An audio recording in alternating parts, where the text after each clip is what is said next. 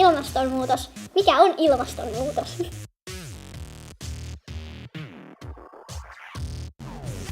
Kerromme teille tarinan mansikasta, jonka nimi on Manu.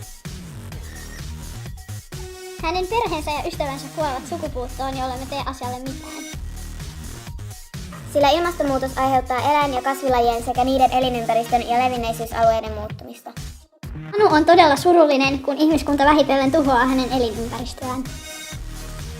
Ruokatuotanto aiheuttaa kasvihuonekaasupäästöjä sekä suoraan että maanmuokkauksen takia. Kasvihuonekaasupäästöjen kautta ruokatuotanto vaikuttaa ilmastoon. On arvioitu, että maailmanlaajuisesti 20% ihmiskunnan kasvihuonekaasupäästöistä tulee ruokatuotannosta. Luonnollisessa kasvihuoneilmiössä auringon säteily lämmittää maata.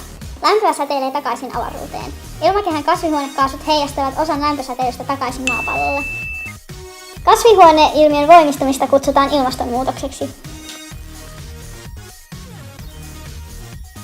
Mitä tästä opimme? Kerrotaan vielä.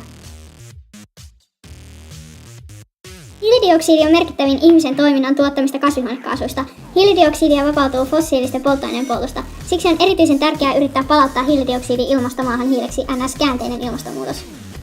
Miten voit itse vaikuttaa? Älä jätä laturia turhaan pistorasiaan. Älä jätä valoja ja elektroniikkaa turhaan päälle. Älä käytä turhia muovipusseja. Voit jokapäiväisillä pienillä asioilla vaikuttaa ilmastonmuutoksen estämiseen. Mieti, kyllä sä itsekin keksit ja tiedät. Näin voi käydä myös muillekin eläimille ja kasveille kuin mansikoille. Muistele mansikan surullista tarinaa. Kelaa sitä, jos et saa ensi kesänä mansikoita.